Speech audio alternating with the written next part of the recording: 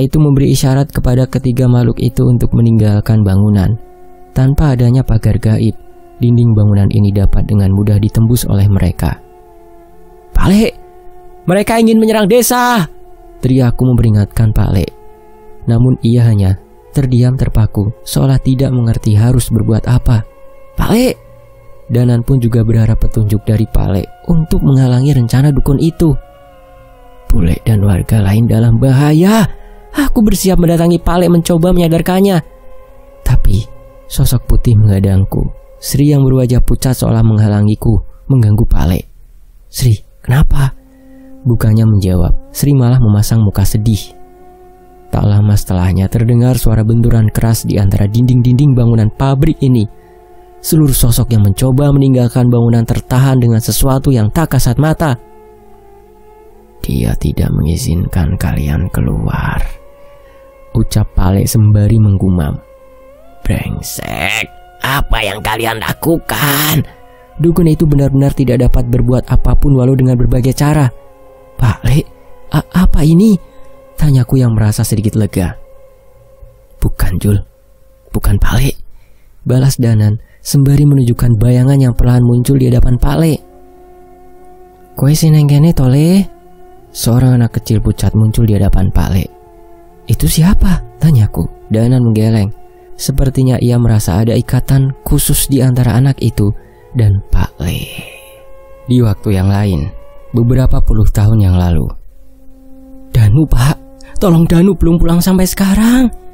Terlihat seorang ibu yang cemas dengan keadaan anaknya itu. Beberapa warga meminta ibu itu untuk tenang. Sebagian dari mereka membantu ibu itu mencari ke seluruh desa.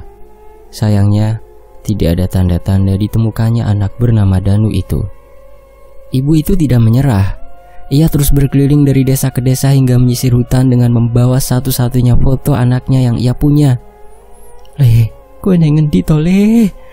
Ibu khawatir, Le," ucapnya yang baru saja mengizinkan kakinya untuk beristirahat sejenak, sembari memandangi foto anaknya itu. Berhari-hari ia dan warga mencari keberadaan Danu. Namun sama sekali tidak ada petunjuk. Hanya ada satu tempat yang belum mereka cari. Sebuah pabrik gula yang terletak di seberang kebun tebu di sisi utara desanya. "Mbok, kalau memang Danu hilang di pabrik gula, kami juga pasti tidak bisa menolong ibu," ucap Pak Kades. "Setidaknya warga desa ada yang jadi karyawan di sana kan, Pak? Mungkin saja ada yang melihat Danu," ibu itu memohon. "Sudah saya tanyakan, dan mereka tidak melihat anak kecil di sana. Kalau ada anak kecil nyasar mereka, pasti memberitahu. Kecuali apa, Pak?" "Walah, sudah. Kalaupun terjadi kita bisa apa?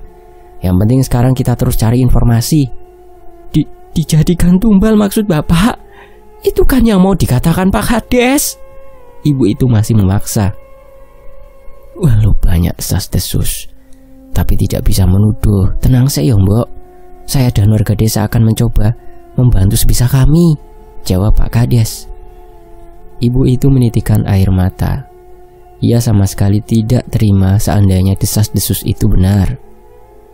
Ada seorang pria yang sempat tinggal di desa itu selama beberapa minggu. Bimo namanya. Dia juga membantu mencari keberadaan Danu. Namun sama seperti lainnya, tidak ada hasil. Tanpa sengaja, ia mendengar perbincangan antara kepala desa dan ibu tadi. Rasa kasihan akan kesedihan ibu itu membuatnya penasaran dan ingin menyusup ke pabrik mencari tahu tentang hal itu. Sebelumnya, desas-desus tentang pabrik ini juga sudah banyak disebarkan oleh warga. Mulai tentang keberadaan tumbal manusia saat membangun, hingga tumbal anak-anak yang konon membuat hasil gula menjadi lebih manis. Apalagi, baru-baru ini ada kabar bahwa pabrik sedang merenovasi bangunan di sisi belakang. Bimo mencoba menyelinap malam hari ke dalam pabrik itu melalui sisi hutan yang dibatasi dengan kebun pisang. Ia mengitari beberapa kali pabrik itu sembari mencari kemungkinan tentang keberadaan Danu. Terlihat di matanya ada bangunan belakang yang sudah dirobohkan sebagian dan akan dibangun kembali. Tak jauh dari tempat itu, samar-samar terdengar suara anak kecil yang menangis. Seketika Bimo segera berlari mengejar ke arah suara itu, hingga terlihat sosok anak yang tengah bersembunyi di tembok pinggir bangunan itu. "Danu, kamu Danu kan? Ayo pulang, ibumu sudah nyariin," ucap Bimo berusaha mendekat ke anak itu. Suara isak tangis semakin terdengar saat Bimo semakin mendekat. "Mereka mau masukin aku ke mesin itu," ucapnya sembari menangis dan menunjuk ke mesin pengaduk semen. Bimo mendengar hal itu begitu kesal. Seandainya bisa, ia ingin sekali menendang mesin itu dan menghancurkan bangunan ini. Sayangnya ia hanya pemuda biasa yang bahkan belum menetap di desa. Enggak bakal Mas biarin. Sudah, ayo pulang, Mas jagain," ucap Bimo. "Mereka mau nuangin aku ke tanah yang digali itu dengan pasir dan semen dari mesin itu," lanjut anak itu lagi. Saat itu seketika Bimo merasa merinding. Ia mulai curiga dengan keberadaan anak kecil yang menangis sendirian di malam hari. Anak ini tahu dengan jelas niat buruk yang akan dilakukan padanya. Bimo menoleh ke arah anak itu dan mencoba menyentuhnya. Bersamaan dengan itu, air mata Bimo pun menetes. "Aku iso-iso nileh," ucap Bimo semakin menangis. Ia pergi ke tengah bangunan yang akan dibangun itu dan menatap sayu ke arah bekas cor-coran bangunan. "Jangan kasih tahu Mbok," ucap anak itu. "Tapi kamu gak bisa tenang, Le," balas Bimo.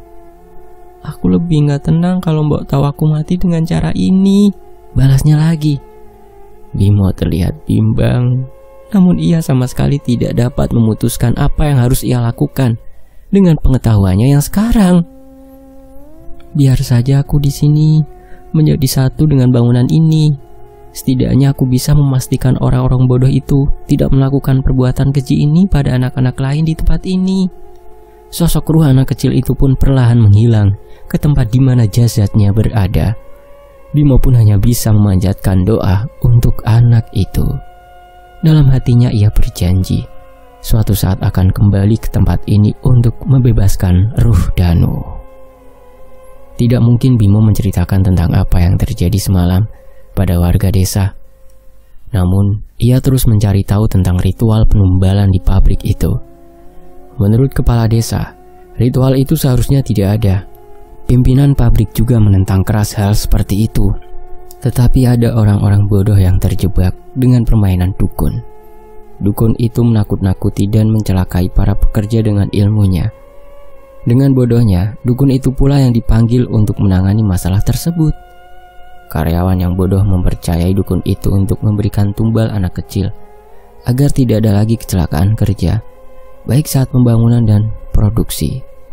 Bimo yang mendengar kisah itu begitu geram. Sesuai janjinya, Bimo tidak menceritakan kondisi Danu pada ibunya. Ia pun hanya bisa menelan sendiri rasa emosi yang ia rasakan atas apa yang terjadi pada Danu. Kembali ke waktu sekarang, di pabrik gula di bagian belakang. "Kowe Danu toh?" tanya Pak Alek pada sosok anak kecil yang ada di hadapannya itu. Ruh anak kecil itu mengangguk. Aku dapat melihatnya dengan jelas bahwa sosok itu sudah berada di tempat ini selama puluhan tahun. "Setan-setan itu tidak bisa keluar. Ini perbuatanmu?" tanya Pak Alek lagi. Sekali lagi ruh anak kecil itu mengangguk. "Aku sudah menjadi satu dengan bangunan ini. Sampai semua urusan ini selesai, tidak ada yang akan keluar dari bangunan ini," ucap roh anak kecil itu. Pak Alek menarik nafas mendengar niat dari ruh anak bernama Danu dulu. "Terima kasih Oleh. Setelah ini mungkin sudah waktunya untukmu. Ada sebuah tempat yang harus kamu datangi," balas Pak Alek. Anak kecil itu kembali menghilang ke sebuah tempat di bawah bangunan ini. Di hadapanku Sri terlihat menangis. Sepertinya jiwa keibuannya juga tergerak dengan keberadaan sosok Danu. Hebat. Setan-setan itu benar-benar tidak bisa meninggalkan bangunan ini. Sepertinya itu juga berlaku untuk kami dan para penunggu bangunan ini lainnya. Hehehe, goblok. Iki artinya aku mesti mateni kowe kabeh to? Ucap sosok nenek dukun yang melayang-layang mendekat ke arah kami. Dengan percaya diri, nenek itu memerintahkan ketiga setan itu untuk menghabisi kami. Terlihat amukan di wajah ketiga makhluk itu yang sudah siap melumat kami habis-habisan. Aku, Pak Lek, dan Danan bersiap dengan apapun yang akan terjadi pada kami. Ketiga makhluk itu menerjang dengan sangat cepat, seolah tanpa berpikir. Tapi aneh, arah serangan ketiga makhluk itu bukan ke arah kami. Sosok raksasa itu malah menggigit sukma dukun nenek tua itu dan mencabik-cabiknya. Apa ini? Setan-setan brengsek! Teriak nenek itu yang segera sadar dan ingin kembali ke tubuhnya yang entah berada di mana.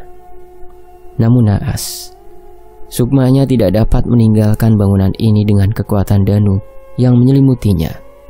Pergi, jangan mendekat. Aku yang memanggil kalian, teriaknya. Nyai Wasihan mendekat ke arah dukun itu dan menempelkan wajahnya. Ora ono sing iso merintah awakin dhewe. Kowe mesti mati sak durung nyeluk demit liyane sing luwih sakti, ucap Nyai Wasihan. Saat itu juga nenek itu merasa kesakitan. Seperti ada darah keluar dari hidung dan telinganya yang menggambarkan apa yang terjadi pada tubuh aslinya. Raden, tolong saya, Raden. Nenek itu berteriak sekuat tenaga meminta pertolongan pada seseorang yang ia sebut dengan nama Raden. Seketika aku bertatapan dengan Danan. Teriakan sebutan itu mengingatkan kami akan kejadian saat kami sekolah tentang keberadaan sosok orang di balik omah kandang mayit. Jul, Raden Jul, apa ada hubungannya dengan tempat itu? Tanya Danan. Orang ngerti Nan, pikir Kerry. Teriakan nenek dukun itu menggema ke seluruh bangunan bersama dengan ruhnya yang terbelah jadi dua. Sepertinya itu juga yang terjadi dengan tubuh aslinya. Aku menelan ludah melihat kejadian itu. Hal itu memastikan makhluk yang kami lawan benar-benar tidak memiliki hati dan tidak segan-segan menghabisi kami. Jangan lengah, mereka akan menyerang kita lagi, teriak Pak Lek. Kali ini serangan itu benar-benar mengarah ke arah kami. Dadung Kumotro, habisi, perintah Nyai Wasihan pada raksasa berkepala besar itu. Dadung Kumotro. Makhluk itu sekuat tenaga menyerang kami. Aku menahannya, namun terus terpental. Danan yang tahu aku tak bisa menahannya menyusulkan sebuah serangan ke tubuh makhluk itu. Keris Danan menancap di tubuh raksasa itu, tapi itu tidak berdampak banyak padanya. Pak Lek telah mempersiapkan mantranya. Seketika ada api yang membakar seluruh sosok makhluk yang menyerang kami. Roh-roh pengikut ketiga makhluk itu terbakar dan menghilang satu persatu.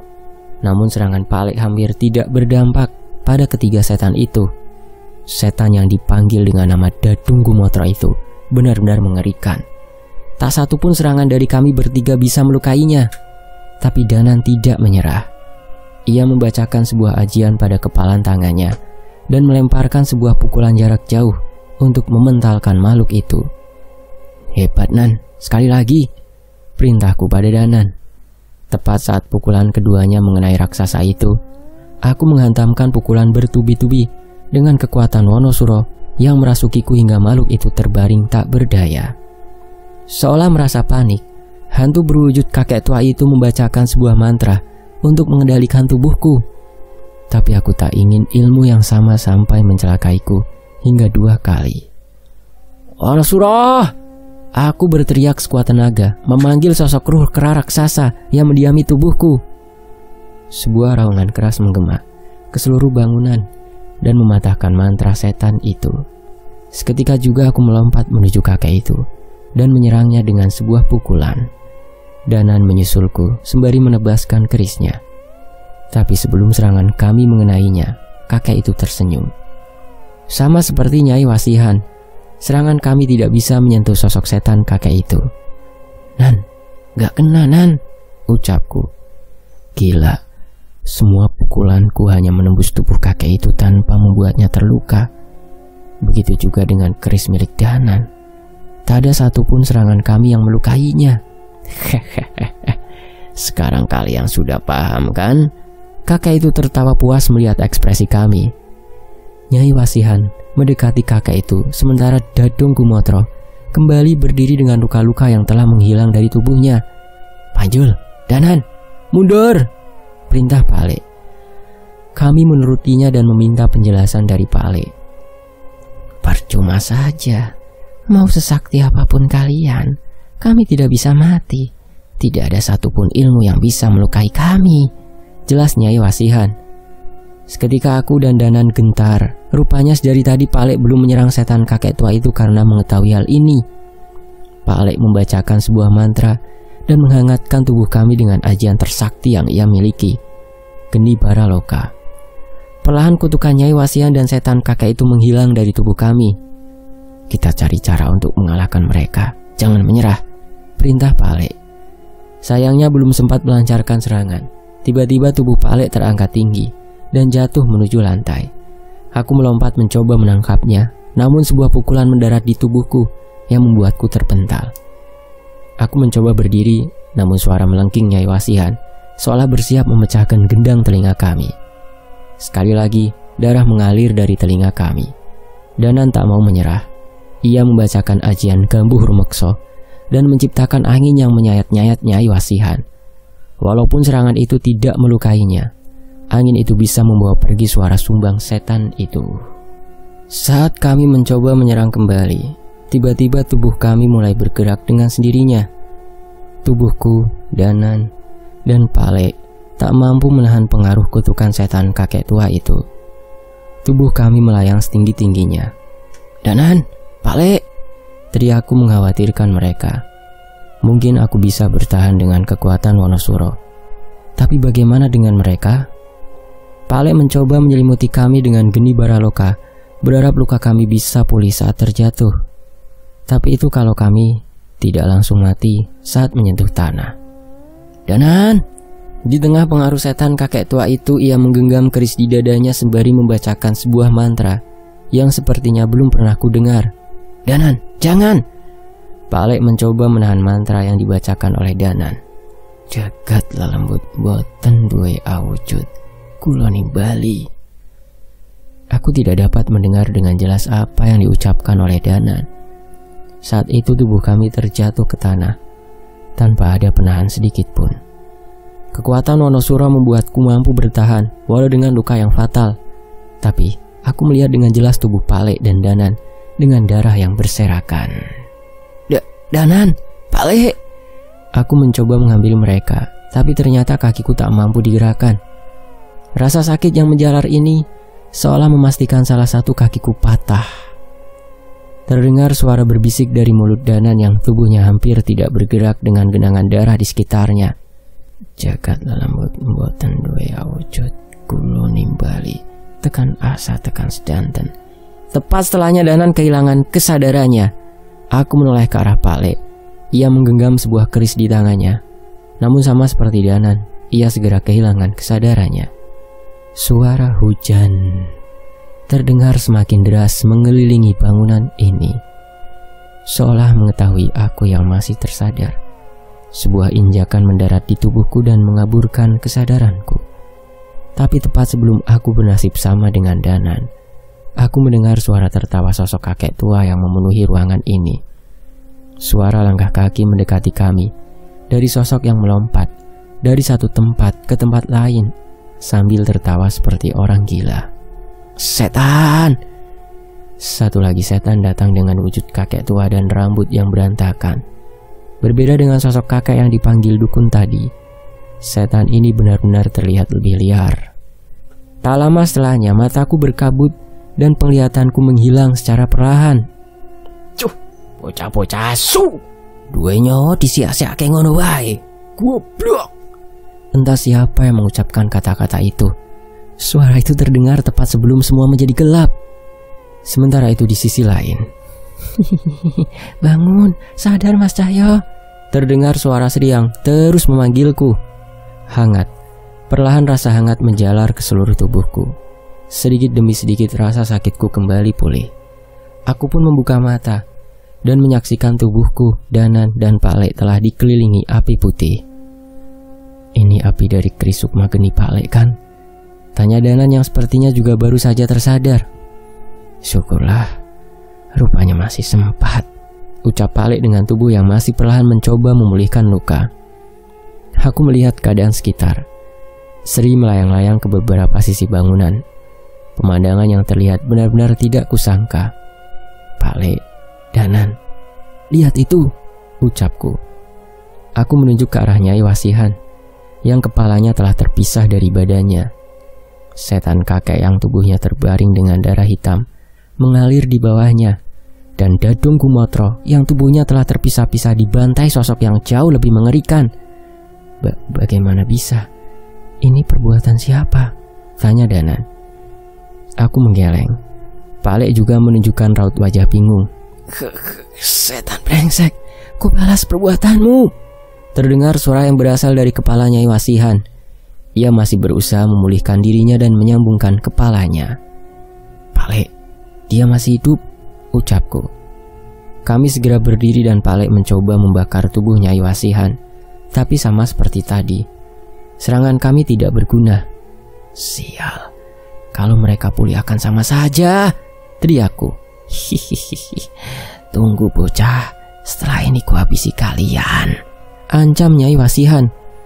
Kami hampir putus asa mencari cara menghabisi ketiga makhluk ini. Namun tak berapa lama terdengar suara seseorang yang memaksa masuk ke dalam bangunan ini. Bah, jangan bah, bahaya. Aku tahu suara itu suara Pak Kosidi, tapi ia kesini bersama orang lain. Pak Kosidi, apa maksudnya ini? Teriakku. Mereka mencoba masuk, tapi Pak Lek menahannya karena kekuatan Danu pasti akan mengadang mereka untuk keluar. Tapi seorang nenek yang bersama Pak Kosidi tetap memaksa dan masuk ke dalam tempat ini. Mbah itu, bukannya mbah yang kita temukan bersama tubuh Citra? Tanya Danan. Aku memperhatikan sosok nenek itu dan benar kata Danan, beliau adalah sosok tubuh yang kuselamatkan dari dalam mesin. Tolong Le, cuma saya, ucap nenek itu yang meyakinkan Danan dan Cahyo. Cuma saya yang bisa memulangkan setan-setan itu. Kami bertiga saling bertatapan, mempertanyakan maksud nenek itu. Maksud Simbah gimana? Tanya Pak Lek. Saya keturunan terakhir Piryasono. Kelima saudara saya yang lain sudah mati, dan jasadnya digunakan untuk memanggil setan-setan itu, jelasnya. Seketika aku dan Danan teringat akan kelima pocong yang digantung terbalik dan meneteskan darah di tanah. Jangan-jangan yang dimaksud adalah kelima pocong yang digantung di langit-langit bangunan ini? Tanyaku. Nenek itu mengiyakan. Ia menjelaskan bahwa leluhurnya menurunkan mantra yang mampu mengembalikan setan-setan itu ke tempat asalnya. Tapi nenek juga akan mati kan bila menggunakan mantra itu? Tanya Danan khawatir. Umur saya sudah di penghujung, setidaknya biarkan saya berguna sedikit lagi, jawab nenek itu memaksa. Jelas kami bertiga tidak bersedia melakukan hal itu. Namun menurut Pak Lek, ada satu kemungkinan di mana nenek itu tidak akan terbawa ke alam di mana setan itu berasal. Tepat setelah mantra itu aktif, api dari keris Sukma Geni akan mempertahankan Sukma Mbah di sini. Tapi bukannya itu artinya Mbah hanya bisa mengembalikan satu di antara mereka bertiga kan? Ucap Pak Lek. Aku setuju dengan pertanyaan Pak Lek. Masih ada dua lagi yang akan kembali pulih dan harus kami hadapi. Darah kedua jasad saudaraku yang gagal dalam ritual kemarin. Semoga saja darah itu masih bisa membawa kedua setan lainnya, harap nenek itu. Seketika aku segera melompat ke arah tempat aku dan Danan menggagalkan ritual itu. Dan memang masih ada sisa genangan darah yang mulai mengering di sana. Bah, apa benar-benar bisa? Tanyaku memastikan. Sudah, bantu saja saya, ucapnya. Nenek itu memerintahkan ketiga setan itu diletakkan di atas genangan darah tadi. Satu lagi, ia meneteskan darahnya di tubuh Nyai Wasihan. Brengsek kowe meneh, tak pateni kowe. Nyai Wasihan terlihat emosi saat melihat sosok nenek itu. Sepertinya aku mengerti mengapa nenek dukun itu tidak membunuh nenek ini. Dia bisa menjadi senjata untuk mengembalikan setan-setan ini bila mereka memberontak. Nenek itu bersiap membacakan mantra. Namun sebelumnya Danan menghentikan nenek itu. Mbah, sebelumnya kami boleh kan mengetahui nama Mbah? Tanya Danan. Nenek itu menoleh sebentar ke arah Danan dan kembali melakukan ritualnya. Raras, Nyai Raras, ucapnya sembari membacakan mantra dalam bahasa Jawa kuno. Perlahan, samar-samar aku melihat seolah darah itu membentuk aksara dan mengikat ketiga setan itu. Nenek sial, kuhabisi kau di alam sana, ancam Nyai Wasihan. Tepat setelah ucapan itu, api putih membakar tubuh Nyai Raras dan menahan tubuhnya agar tidak ikut terbawa ke alam itu. Namun, mantra yang ia gunakan benar-benar menghabiskan tenaganya yang sudah rentah. Sedikit demi sedikit darah dari Terah Piryasana menggerogoti tubuh setan itu dan membawa sedikit-sedikit tubuh mereka ke tempat asalnya sampai benar-benar menghilang. Pale, apa sudah selesai?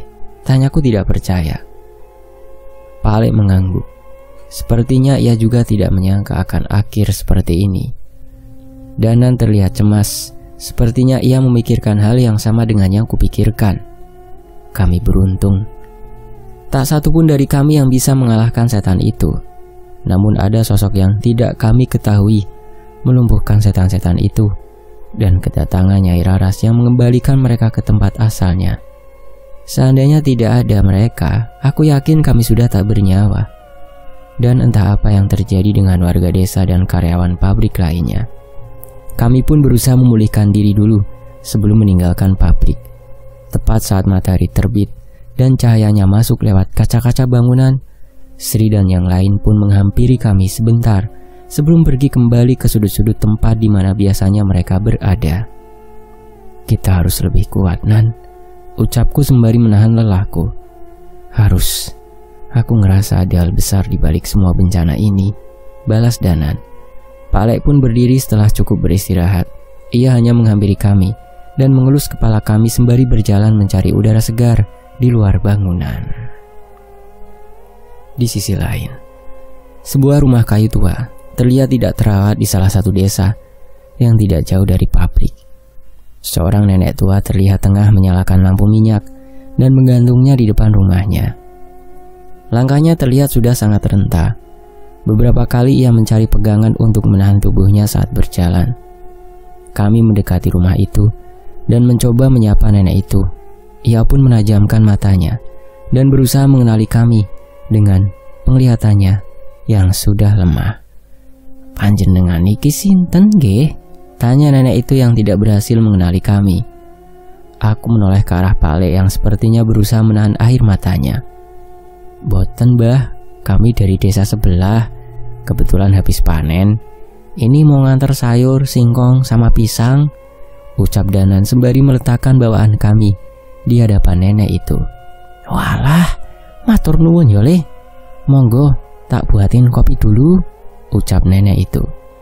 Tapi ketika nenek itu masuk ke dalam, terdengar suara tangisan seorang anak kecil yang kugendong di bahuku. "Mas, mbok kasihan, dia hidup sendirian di hari tuanya," ucap Danu yang seolah merasa menyesal dengan keputusannya. Ia semakin menangis ketika melihat nenek itu tertatih-tatih membawa beberapa gelas kopi untuk kami. Danan segera membantunya membawa gelas itu dan mengambil kursi untuk nenek itu duduk. Belum sempat duduk lama, tiba-tiba terlihat sekelompok anak kecil yang baru pulang dari masjid berlarian menghampiri kami. "Nenek!" Anak-anak itu menyapa nenek dengan semangat. Melihat kedatangan anak-anak itu, nenek tersenyum dan kembali berdiri menyambut mereka. "Iyalah, Le, jangan lari-lari, nanti jatuh," ucap nenek itu. "Iya, Nek, nenek sehat kan?" ucap mereka sembari salim dengan nenek itu. Anak-anak itu seolah sudah sangat terbiasa bermain di rumah nenek. Mereka membawa mainannya sendiri-sendiri dan bermain di lahan di depan rumah. Nenek sesekali tertawa melihat tingkah laku anak-anak itu yang tengah bermain. Ia pun bercerita, selama ini ia sudah menganggap anak-anak di desa ini sebagai anaknya sendiri. Begitu juga sebaliknya, anak-anak di desa ini sudah menganggap dirinya sebagai neneknya. "Wes tole, dang midun, mesakne Mas kuwi." Tiba-tiba nenek itu berbicara sembari menoleh ke arahku. Mbok iso ndelok aku?" Ruh Danu kaget mendengar ucapan ibunya itu. Tapi ibunya tidak menjawab. "Mbah bisa melihat Danu?" tanyaku memperjelas. "Gak mungkin aku ndak tahu kalau anakku satu-satunya ada di sini toh," jawab nenek. Saat itu Danu turun dan memeluk ibunya, walau ia tahu dirinya tidak bisa menyentuh ibunya itu. "Kowe sing tenang ya Le, mbok wis ikhlas," ucap nenek. Sepertinya walaupun tidak bisa melihat dan mendengar Danu, ia dapat merasakan dengan jelas keberadaan anaknya itu. "Banyak yang nemuin Mbok gak kesepian lagi. Ada si Tukul, Landing, Risma yang sering main kesini nemenin Mbok," ucapnya sembari menitikkan air mata. Tidak ada lagi kata-kata yang terucap dari Danu malam itu. Ia hanya duduk di pangkuan ibunya yang sudah menua, sembari menyaksikan anak-anak yang bermain di halaman rumah Mbah. Kami berpamitan membiarkan mereka menghabiskan sisa waktunya berdua. Danu terlihat senang. Sepertinya sebentar lagi ia akan pergi dengan tenang. Namun masih ada satu hal yang harus kami lakukan agar Danu bisa benar-benar pergi.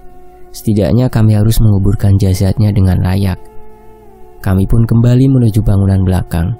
Namun kali ini ditemani Pak Kosidi dan beberapa kawannya. Cukup lama, namun kami akhirnya berhasil menemukan jasad Danu dan menguburkannya dengan layak. "Kabar anak laki-laki yang kemarin gimana Pak Kosidi?" tanya Danan yang penasaran dengan sosok anak dari dukun itu. "Oh, dia sudah dijemput sama saudaranya." "Tenang, sudah saya pastikan kok," jawab Pak Kosidi. "Ya sudah kalau begitu. Semoga saja saudaranya ikhlas menjaga anak itu," ucap Danan yang khawatir dengan anak itu. Terlebih ia tahu bagaimana orang tuanya memperlakukannya. "Tenang Mas, sepertinya saudara-saudara yang menjemputnya itu juga orang berpunya. Sepertinya ada keturunan ningrat juga. Soalnya salah satu bapak yang menjemput dipanggil Raden," jelas Pak Kosidi. Seketika aku menoleh mendengar ucapan itu. Aku tahu Raden adalah panggilan untuk seseorang yang diberi gelar kehormatan, dan banyak yang sering dipanggil dengan ucapan itu. Setidaknya aku berharap bahwa orang yang menjemputnya bukanlah sosok Raden yang pernah kami temui di omah kandang mayit. "Jul, coba kesini," Danan memanggilku, menuju sebuah tempat bekas tempat setan-setan itu dikembalikan ke alamnya. "Ono oponan?" tanyaku. Danan menunjukkan sisa-sisa ritual yang dilakukan nenek dari Trah Piryasono itu. Ada sebuah lambang yang sepertinya tidak asing. Sebuah lambang yang pernah kami lihat di lembaran kertas tua yang kami temukan di omah kandang mayit. "Ini sama dengan yang itu, Nan," Danan mengangguk. "Apa nenek itu ada hubungannya dengan Raden? Sepertinya kita harus mencari tahu arti lambang ini," ujar Danan. Kami tidak bisa mengambil kesimpulan hanya dengan petunjuk seperti ini. Tapi sepertinya dari dalam hati kami tahu bahwa kami akan berurusan dengan sesuatu yang berhubungan dengan lambang ini. Sementara itu di bagian cerita yang lain, dalam bagian dongeng dari alam lain, harus ada darah yang tertumpah untuk mengembalikan kembali Danan dan yang lain dari alam itu. Alkisah terdapat sebuah zaman di mana tanah Jawa masih bersatu dengan beberapa pulau yang berdampingan dengannya. Suatu masa di mana alam ini masih dipenuhi oleh energi misterius yang tak kasat mata. Lambat laun perkembangan peradaban mulai membuat manusia mengenal yang namanya kekuasaan, kehormatan, dan berharganya sumber daya. Pertempuran terjadi di mana-mana, hanya dengan alasan untuk saling menguasai dan menunjukkan kedikdayaan. Pendekar, prajurit, rakyat pun akhirnya mulai memiliki alasannya sendiri untuk berperang. Melindungi orang yang disayang, membela yang lemah, mempertahankan tanah kelahiran, dan mungkin berbagai tujuan mulia lainnya. Namun mereka lupa, semua tujuan itu tercipta karena di atas mereka ada yang saling ingin berlomba untuk mendapat kekuasaan, kehormatan, dan memenuhi kebutuhan duniawinya. Banyak dari mereka yang mencari kesaktian untuk bisa bertahan di tanah ini.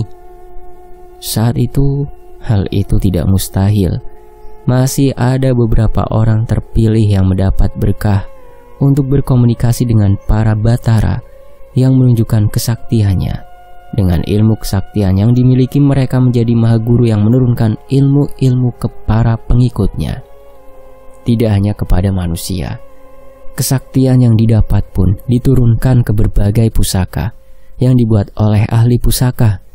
Semua itu untuk menyamai senjata yang dimiliki para Batara. Sampai suatu saat, perkembangan manusia, konflik di alam dewata, dan mulai berkurangnya energi gaib di alam ini membuat jarak antara manusia dan para Batara semakin menjauh. Mahaguru dan penerus ilmunya pun mulai kehabisan umurnya. Tapi sayangnya, pertempuran malah semakin meluas. Ilmu bela diri, militer pertahanan, tatanan kerajaan, dan ilmu pengetahuan mulai menjadi tulang punggung utama dalam perang. Namun di balik itu, ilmu klinik dan hal gaib masih menjadi penentu sebuah kemenangan. Hal itu membuat orang-orang berlomba mendapatkan kesaktian untuk bisa membela kerajaannya. Sepeninggal para Batara, manusia kesulitan mencari cara untuk mempelajari ilmu baru yang lebih sakti dari lawannya, hingga sampai terdengar kabar bahwa ada sebuah pusaka salah satu Batara yang tertinggal di tanah ini. Ning kono ana makhluk sing luwih galak lan luwih kuat tinimbang kewan sing paling kuat ning donya iki. Cerita sang pengembara tua yang berkeliling dari desa dan desa untuk mendongeng. Alam kuwi ora terbatas ruang lan waktu. Kaweruh, kitab, lan macam-macam pusaka iso ditemokani ning kono. Yang kalau bahasa Indonesianya seperti ini.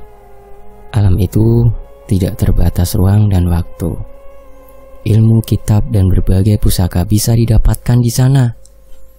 Kisah itu menyebar hingga ke berbagai penjuru, hingga ditemukan sebuah reruntuhan candi yang menurut masyarakat zaman dulu merupakan tempat singgah salah satu Batara. Para pendekar saling berlomba-lomba mencari pusaka yang dimaksud. Sampai akhirnya ada dua pendekar dari Trah Piryasono yang berhasil menemukan pusaka yang dimaksud dan mengalirkan energi dari alam itu. Sayangnya, pusaka itu mengikat kedua pendekar tersebut di alam mengerikan yang mereka temukan sendiri. Semenjak itu alur peperangan semakin berubah. Dimulai dari salah satu kejadian. Sebelum pertarungan adu senjata dimulai, tiba-tiba muncul bola api bernyawa yang menyerang kediaman panglima perang. Tak hanya itu, bahkan menurut cerita, ada sebuah desa yang hilang dihabisi sosok besar yang disebut dengan nama Rasputo. Keberadaan sosok itu tak lain adalah perbuatan orang-orang yang mendapat kesaktian dan ingon yang mengerikan dari alam mengerikan itu. Sayangnya kebutaan akan kesaktian membuat mereka lupa akan bayarannya. Apalagi makhluk yang mereka panggil akan tetap di alam ini, bahkan hingga sang pemilik ilmu mati. Kedua pendekar dari Trah Piryasono bisa bertahan di alam mengerikan itu dengan kesaktiannya.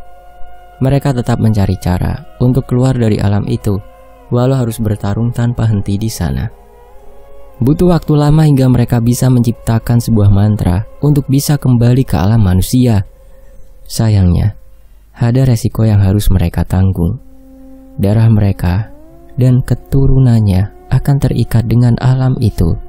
Itu mengakibatkan kesadaran mereka terkadang masih kembali ke sana, tapi mereka tidak punya pilihan lain. Kondisi itu lebih baik dibandingkan kesadaran mereka terenggut oleh alam itu dan menjadi salah satu dedemit yang berkeliaran di sana. Sayangnya, ternyata salah satu pendekar berkehendak beda. Ia tidak bersedia untuk kembali dan memilih untuk terus mencari kesaktian dan kedikdayaan di alam itu. Ia melarikan diri hingga tidak dapat ditemukan. Mantra itu berhasil. Oleh keraton, kedua pendekar itu diberi gelar oleh kerajaan. Pendekar yang kembali dikenal dengan nama Raden Cokro Piryasono, dan pendekar yang tinggal di alam itu dikenal dengan nama Raden Darwana Piryasono. Raden Cokro dengan kemampuannya, ia dapat berhasil menjadi orang penting di kerajaan. Namun ia segera tersadar bahwa ilmunya membawa kerusakan, sehingga ia memimpin terahnya untuk menyingkir dari peperangan dan menjadi rakyat biasa. Sampai beberapa puluh tahun kemudian, saudara jauh Raden Cokro memberi kabar bahwa ia melihat sosok yang ia kenal. Raden Cokro memeriksa kabar itu dan benar.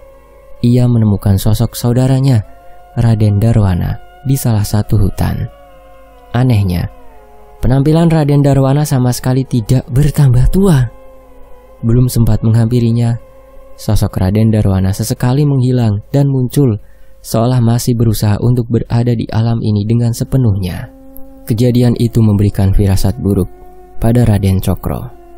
Pasalnya, hidup puluhan tahun di alam yang penuh makhluk tak berperi kemanusiaan dan penuh dengan kebiadaban sangat mungkin merubah jiwa seseorang. Raden Cokro pun mulai menceritakan tentang kengerian alam itu kepada masyarakat, agar mereka menjauh dari segala sesuatu yang berhubungan dengan alam itu. Sebuah alam di mana tak terbatas ruang dan waktu. Alam di mana sosok demit dan makhluk tak kasat mata berasal. Sebuah alam yang memiliki kesadarannya sendiri, jagat segoro demit. Di sisi lain, Pak Waja meletakkan gulungan serat lontar yang ia bacakan ke meja dan menunjukkan ke yang lainnya. Sebuah gulungan yang ditulis dengan aksara Kawi yang ia dapatkan dari seseorang kepercayaannya. "Ini beneran kitab, Pak D? Kok ceritanya hampir tidak masuk akal ya?" tanya Egar yang setengah percaya dengan cerita yang terdapat di gulungan itu. "Ini karya sastra kuno. Terkadang di zaman dulu untuk menyampaikan sebuah ilmu atau fakta harus melalui pendekatan karya sastra seperti ini," jelas Pak Waja. Jagat, Dirga, dan Mbah Jiwo mendekat melihat benda itu. "Iya, kalau kita nggak ngalamin sendiri dulu mungkin kita juga nggak akan percaya dan terus menganggap kisah ini hanyalah dongeng," ucap Dirga. "Benar, belum tentu kisah yang tertulis di gulungan ini sepenuhnya karangan, seperti ilmu pengleakan. Hal itu sama seperti yang tertulis di sini. Itu adalah ilmu yang diturunkan oleh Batari Durga," jelas Pak Waja pada Egar. Jagat beberapa kali mengecek beberapa aksara dan goresan-goresan gambar kuno yang tak dapat terlihat dengan jelas di sana. "Selain itu, ada petunjuk apa lagi, Pak, tentang jagat segoro demit? Pasti Pak Waja punya petunjuk yang lebih dari kisah ini, kan?" tanya Jagat. Pak Waja menghela nafas. Ia membuka sebuah gulungan lagi yang sepertinya masih satu kesatuan dengan yang sebelumnya. Hanya saja, tulisannya lebih acak dengan beberapa goresan gambar. Dari gulungan itu, Pak Waja menjelaskan bahwa untuk berhubungan dengan jagat segoro demit ada beberapa cara. Pertama, terbukanya gerbang secara alamiah setiap beberapa ratus tahun, yang artinya tidak mungkin mereka untuk menunggu hal itu terjadi. Kedua, dengan membuka paksa seperti yang dilakukan Nyi Sendang Rangu dan Jagat. Sayangnya, hal itu beresiko masuknya berbagai entitas dari jagat segoro demit ke alam ini. Ada satu cara lagi. Cara untuk memindahkan mereka saja tanpa membawa apapun dari alam itu, ucap Pak Waja. Mendengar ucapan itu muncul harapan di wajah mereka. Ada sebuah mantra untuk melakukannya. Sebuah mantra yang hanya bisa digunakan oleh salah satu terah yang bernama Terah Piryasono, jelas Pak Waja. "Berarti kita tinggal mencari orang dari terah itu saja kan, Pak?" tanya Dirga. Pak Waja menggeleng. Tidak semudah itu. Orang yang membacakan mantra itu harus mengorbankan darah dan nyawanya untuk menukarkan dirinya, jelas Pak Waja. Seketika raut wajah mereka berubah. "Sudah pasti Danan dan yang lain tidak akan terima dengan cara ini," ucap Mbah Jiwo. Mereka setuju, namun sepertinya Pak Waja tidak mendapat petunjuk lain selain itu. Mereka mencoba mencari petunjuk dari gulungan dan memikirkan berbagai cara. Namun sepertinya mereka tidak menemui sebuah ujung hingga akhirnya Mbah Jiwo mencoba berbicara lagi. "Leluhur saya merupakan pengrajin pusaka yang berlumuran darah," ucap Mbah Jiwo. "Maksud Mbah Jiwo?" tanya Pak Waja. "Ada satu ilmu terlarang dari leluhur saya yang mungkin bisa berguna, namun itu tabu dilakukan di zaman ini," jelas Mbah Jiwo. "Ilmu terlarang? Kok kedengarannya serem?" sahut Dirga. Mbah Jiwo bercerita bahwa leluhurnya memiliki sebuah kitab terlarang, sebuah ilmu yang bisa membuat sang empu penempa pusaka bisa membuat pusaka dari tulang belulang, maupun organ tubuh manusia. Enggak bah sendiri yang bilang kalau Danan dan yang lain pasti juga nggak setuju, potong Jagat. Saya tidak pernah bilang bahwa itu manusia hidup, ucap Mbah Jiwo. Mendengar perkataan itu, mereka pun berpikir.